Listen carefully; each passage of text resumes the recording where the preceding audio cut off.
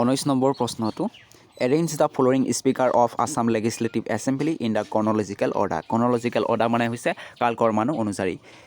1 অপশ্যনত দিয়া আছে পুলকেশ্বৰ বৰুৱা, 2 অপশ্যনত দিয়া আছে কুলধৰ চলিহা, 3 অপশ্যনত দিয়া আছে দেৱেশ্বৰ শৰ্মা, 4 অপশ্যনত দিয়া আছে মহেন্দ্ৰ মোহন চৌধুৰী।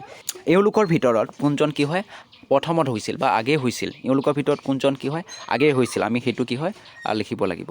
আমাৰ প্ৰথমজন বিধানসভাৰ অধ্যক্ষ আছিলে বসন্ত কুমাৰ দাস আৰু দ্বিতীয়জন আছিলে কি হয় দেৱেশ্বৰ শৰ্মা। গতিকে দেৱেশ্বৰ শৰ্মাটো আগত কেইটা অপশ্যন আছে, 2টা অপশ্যন আছে। এতিয়া আমি কি হয় আৰু এটা জানিবই লাগিব। ইয়াতে কুলধৰ চলিহাটো কি হয় অসম বিধানসভাৰ 4 নম্বৰ অধ্যক্ষ আছিলে, গতিকে চি অপশ্যনটো হৈ পৰিব কাৰেক্ট।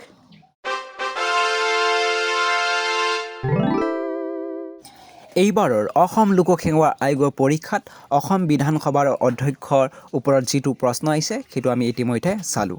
এই বিধানসভাৰ অধ্যক্ষৰ ওপৰত আহি থকা আগন্তুক অসম পুলিচ গেট 3 আৰু গেট 4 বাবে কি হয় অতিকৈ গুৰুত্বপূৰ্ণ হৈ পৰিছে, কিয়নো এই টপিকৰ ওপৰত কি হয় প্ৰশ্ন আহিব পাৰে।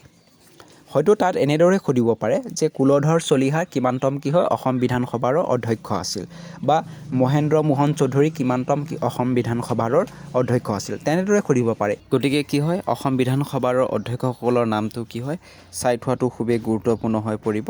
বৰ্তমানলৈকে অসম বিধানসভাৰ মুঠ অধ্যক্ষ সংখ্যা হ'ল 21 জন আৰু বিশ্বজিৎ দৈমাৰী হৈছে বৰ্তমানৰ অধ্যক্ষ।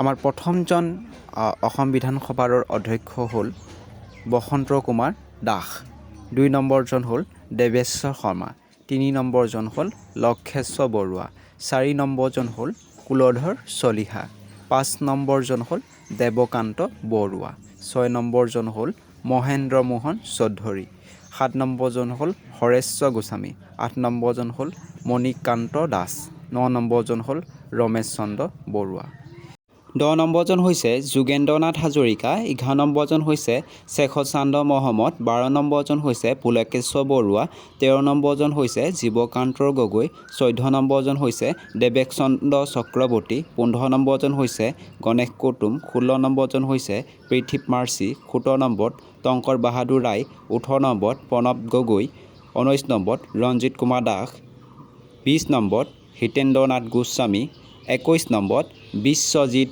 দৈমাৰী।